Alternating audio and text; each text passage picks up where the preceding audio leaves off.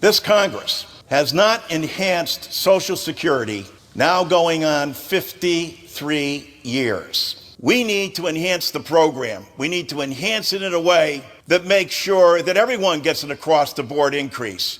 If you want Social Security increases and enhancements, you are not going to want to miss this video. As you just heard, Representative John Larson giving a fiery speech in Congress about the increased Social Security benefits. This is the first speech in Congress in 2024 on Social Security, hopefully enough to get the ball rolling, to get some action in Congress. If you're on Social Security, you've probably gotten your Social Security checks for 2024 with the new COLA adjustment, but it is not enough. With inflation high, prices high at the pump, at the grocery store, and the COLA adjustment has not been enough to help out seniors as well as our most vulnerable people in our society. So in this video, I'm going to go over details of the Social Security 2100 Act, which is what Representative John Larson is pushing for the year of 2024, and give you some other important updates. So if you're on SSI SSDI, you're not going to want to miss this video. I'll give you all the important updates you need. Before I dive into the main content, if you appreciate these Social Security updates, hit the like button down below and subscribe to the channel for more Social Security updates. And this video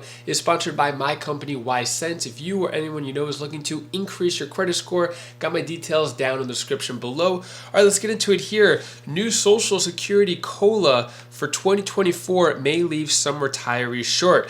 I would argue that it's probably a lot more than just some retirees. If you're on Social Security and you got your new Social Security check, what are your thoughts on that? Is it enough? Not enough? Let us know what you think about that. Most people, not some, I would say most people say that the COLA is not enough for 2024. A mere 3.2% is not enough. Disappointed with your Social Security increase? Here's what the average COLA has been since 2000. So I just want to give you some numbers just to give you some perspective here. If we look at the chart, you can see since the year 2000, it's been 3.5%. During the recession, it went up to 5.8%. 2021, 5.9%, 2022, 8.7%, then this year, 3.2%. Looks like we had 3 years where it was 0%, but what are your thoughts? Should the COLA be adjusted in a way that'll actually help elderly and seniors using the CPIE? More on that in a moment. But if we take a look at this too, new Social Security 2100 Act would revamp COLA, expand payroll tax. So with the new Social Security 2100 Act, the COLA would actually be higher. And I've seen before it could be 10% higher on a regular basis, and it would be tied to inflation.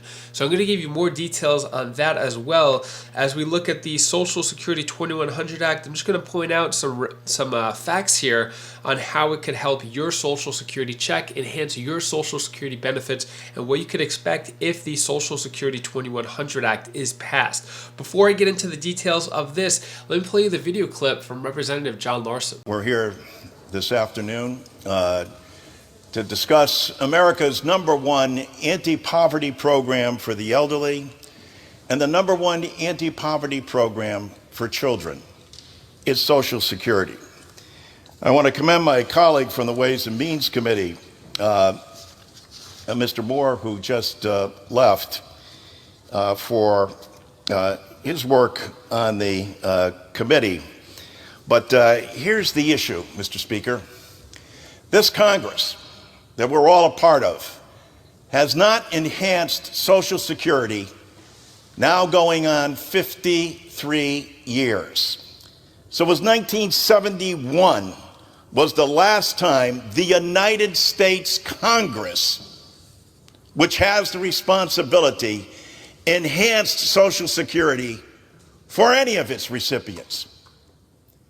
10,000 baby boomers a day become eligible for Social Security. And since 1971, Congress has not taken any action. I'm joined by my colleagues today.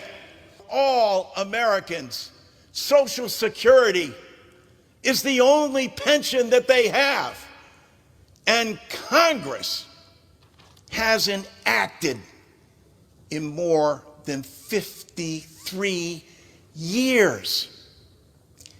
we need to enhance the program. We need to enhance it in a way that makes sure that everyone gets an across-the-board increase, but especially for 5 million of our fellow Americans, mostly women, who get below poverty level checks from the government of the wealthiest nation in the world because Congress has not taken the time or the effort. And who are these people? They're your brothers, they're your sisters, their aunts, your uncles, your neighbors, the people you go to church with. And where does this money go? Right back into every single member's district. Mr. Moore in Utah has 110,000 Social Security recipients in his district.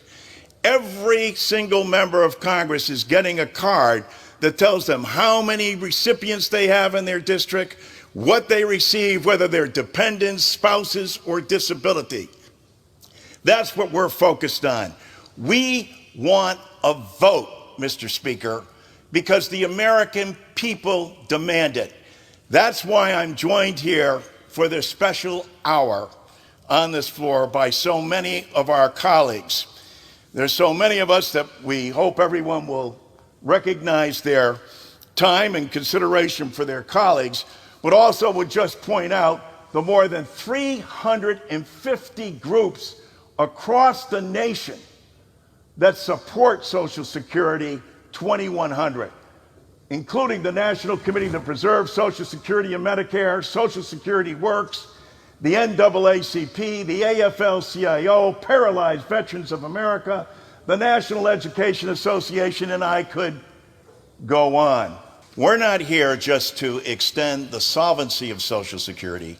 We have a plan that the President of the United States supports, that's fully paid for. It's paid for by having people, you ready for this, who are making over $400,000. Raise your hand in the gallery if you're making more than $400,000. People who are making more than $400,000, that's about 0.6% of the American people, and yet just in doing that, we will both extend the insolvency and enhance the program that's fully paid for and make sure the trust fund stays intact. What are your thoughts on what Representative John Larson had to say? Do you agree, disagree? Should Social Security enhancements start right now? We thought 2023 was going to be the year for Social Security reform. Is 2024 the year? Well, Congress needs to take action and finally have a vote. At least passed one bill for Social Security. For 2023, there were over a dozen Social Security bills. None of them passed. So hopefully this is the year something gets done. More details on the Social Security 2100 Act. We take a look at this. Increases and expands 12 essential benefits. So let me go over these 12 benefits really quick. So increases benefits 2% across the board for all Social Security beneficiaries for the first time in 52 years. Improves the cost of living adjustment so it reflects inflation actually experienced by seniors. That'd be changing into the CPIE. Increased benefits to boost lower income seniors. Improves benefits for widows and widowers for 2-income households. Restores student benefits up to 26 for the dependent children of disabled, deceased, or retired workers. Increased assessed to benefits for children living with grandparents or other relatives. Repeals the windfall elimination provision, the WP and the GPO that currently penalize many public servants.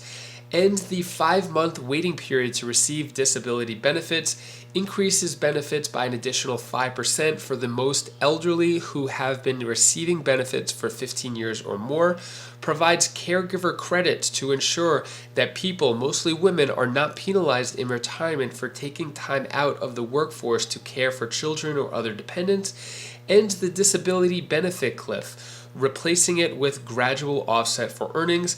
Cuts taxes for middle income beneficiaries.